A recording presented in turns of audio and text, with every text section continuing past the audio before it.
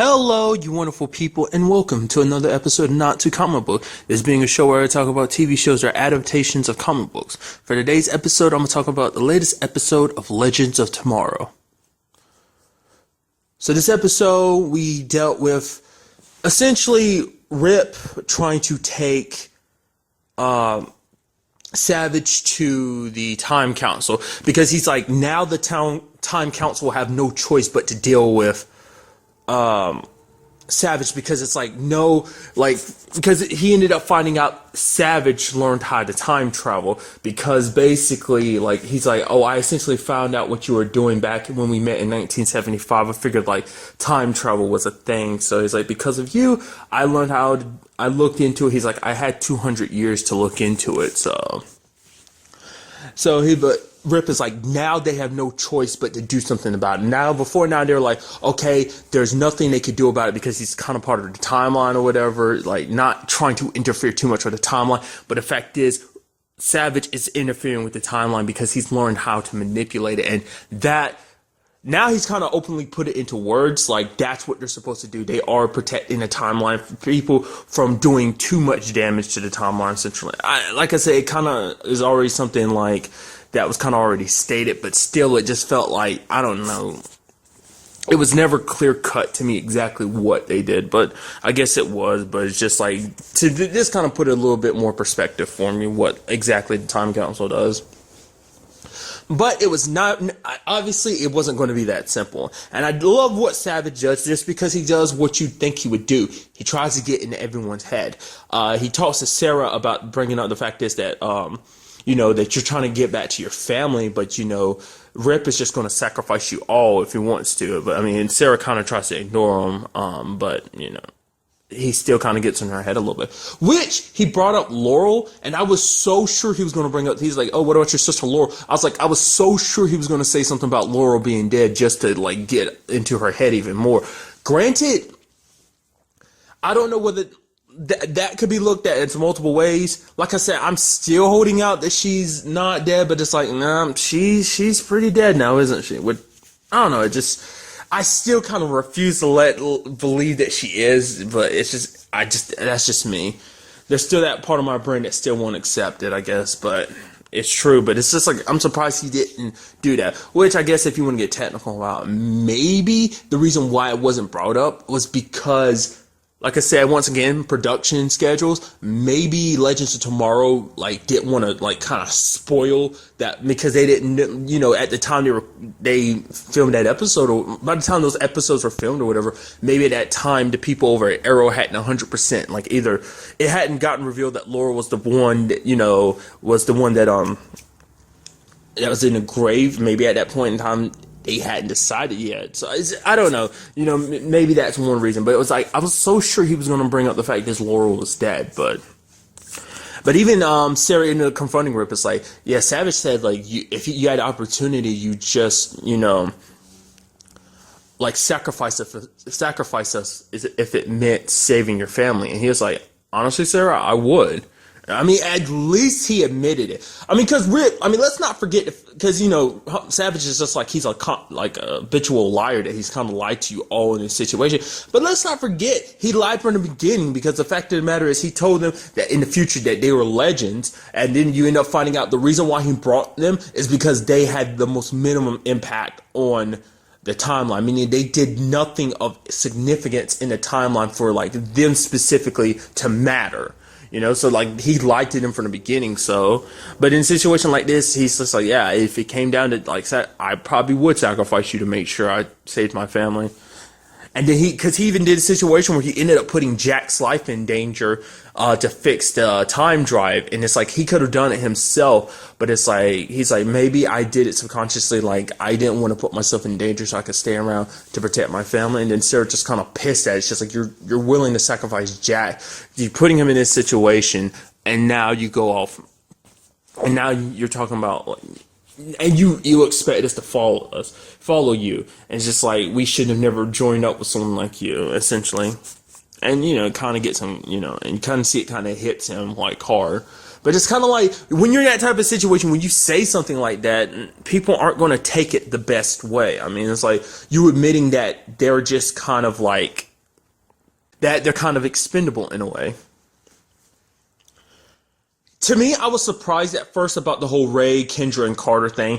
Kendra is trying to, get it, speak to Carter, trying to get him to remember. I was surprised when she got close to him and he almost killed. I was like wrapping his legs around her, I was like, wow, that was, I don't know, he did talk about the fact is that he was going to kill her. I mean, he was trying to make it swift so that she doesn't feel any pain or something like that. But I was surprised. I don't know. It's just the fact that he attempted to kill her actually just made it even more real. It's like it just seemed like idle threats until he had his legs around her about trying to suffocate her or just snap her neck, whatever he was going to do.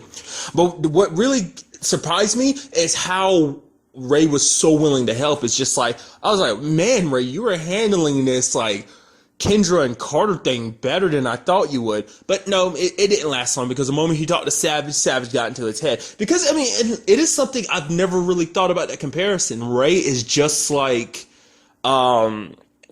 Savage in that regard. Granted, they're in different spectrums because you have Ray who, legitimately, because in his mind, he's not a, psychopath Savage, but Savage did at one point love, Shahara, Kendra. It's just, he, essentially, and he compares what he did to them as a crime of passion. I was like, I love how you put it like that, but technically that is what that was. It was like a crime of passion because he found out that Kendra and, Carter were together and that just broke his heart. So he just snapped and that's what happened. And then he even brought out the fact is that the literal next time he ran into them, she didn't remember.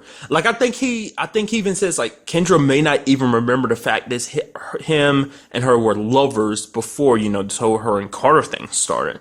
But it was very interesting. He brought up the fact this oh yeah, we were there, she didn't remember what I did to her and we fell in love. It's just I had the woman I loved back and she loved me back until Carter showed up and it ruined everything. It's it's his fault. So basically it's you're helping her get back the man that she loves and she's going to leave you. But Ray's no, Kendra, you don't know Kendra.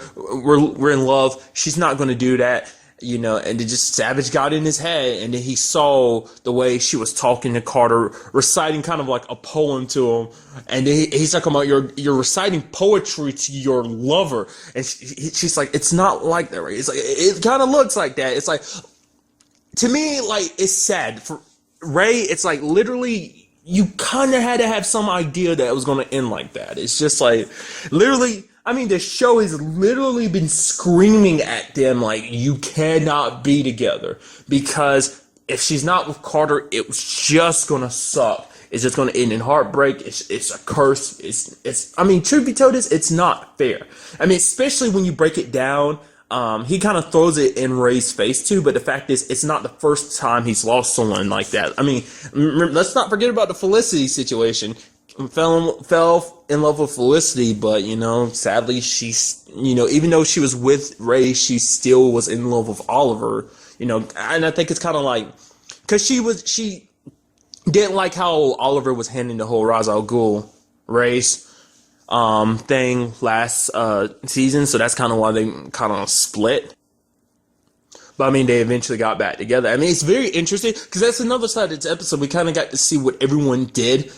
Because I think we got little hints of what everyone did before they left, but never really got any, we never really saw it. But Ray was talking to Felicity, and because Felicity was talking about the fact is that Oliver brought up the fact that you're leaving because you think there's nothing left for you here. And he's just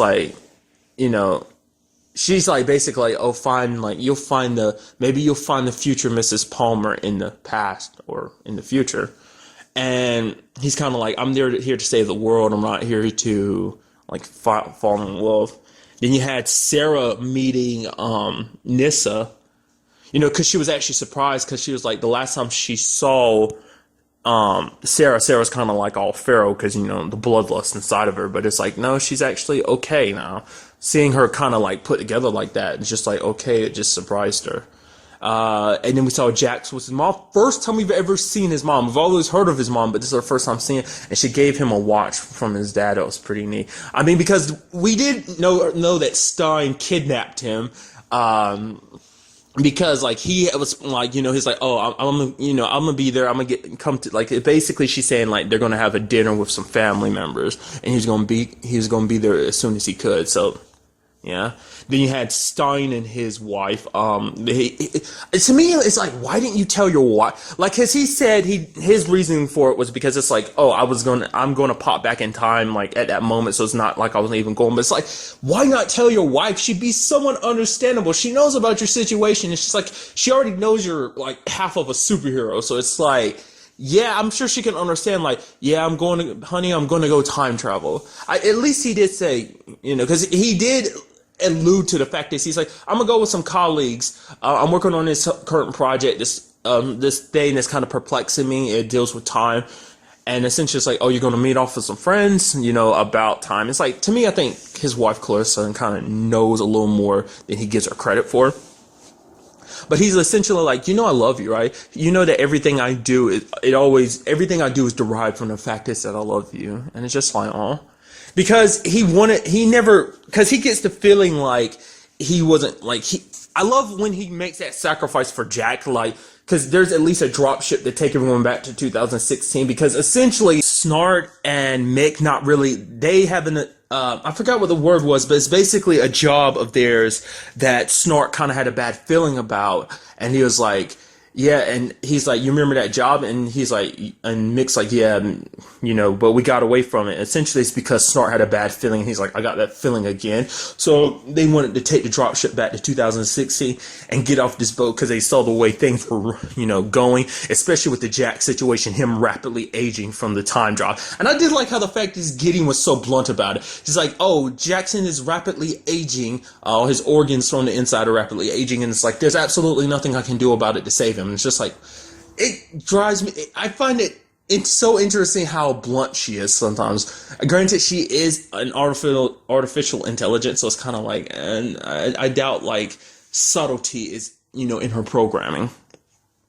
But, didn't like the situation, so they were going to take the ship. But, Martin ended up putting Jax on it, and once again, injecting him with something. He's like, did you roofied me again? He's like, yes, but he's like, I do apologize for that. But originally, I brought you on the ship out of selfishness. This time, I'm trying to do something for you. It's the least I can do for you. And basically, Jackson's like, no, great. If you like send me on this, like, you're gonna die because we can't use our powers if we're separated. But he's like, no, I can't. I got to do everything, because he's saying like pushing him through the, like, maybe the dropship going through time will basically, hopefully it'll fix, with his calculations, it'll fix Jax. And it's just like, Jack's like, no, don't do this. And he doesn't. It's just like, oh, that's like, it breaks your heart, because it's like, that's kind of like they're one way off that, out of that situation, but he gave it to Jax because he didn't want Jax to lose his life, because he's like, I brought you into this situation. He's basically tell Clarissa I love her, and I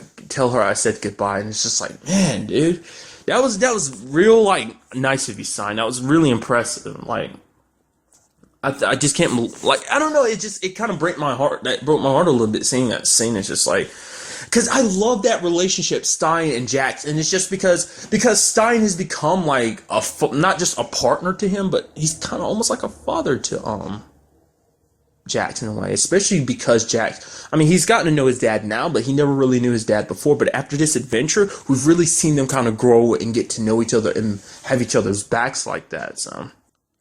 And to me, that's what the main purpose of this episode was. It was just like, really more so than anything, it was kind of the team falling apart a little bit. Because Ray just had to deal with deal with his kind of own emotional issues, and the trust is disintegrating amongst the team. I mean, granted, Ray did the stupid thing. I kind of figured out that anybody. I was actually surprised. In my mind, I was kind of aiming for it to be Stein to be the one that releases him, because Stein went to Savage to heal Jax because he's like, oh, you have immortal blood. But he's like, okay, but if you want, no, because he's saying the ritual he did to kind of give his immortality to his other people. Which, where's that going? I mean, maybe his other people are dead now. Maybe something, maybe the immortality spell only kind of lasted so long. It's like, I completely forgot about it. Where's his immortal henchman at? Or did the ritual not go through? I think that's what it was. I think the ritual didn't actually go through, did it? So they're not immortal? Maybe? I don't remember. Yeah, I don't think it went through.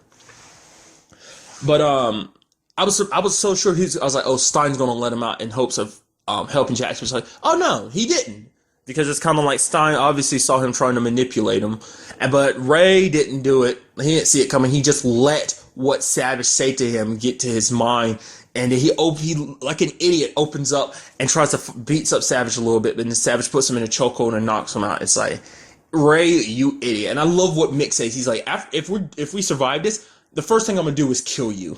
The first thing I'm probably gonna do is kill you. It's like, Ray was such an idiot for doing that. It's like, I get it, your emotions are high, but it's like, you out of anyone got manipulated the most by Savage. It's just like, he has had a long time to study them and get to know them and kind of know how to pick them apart.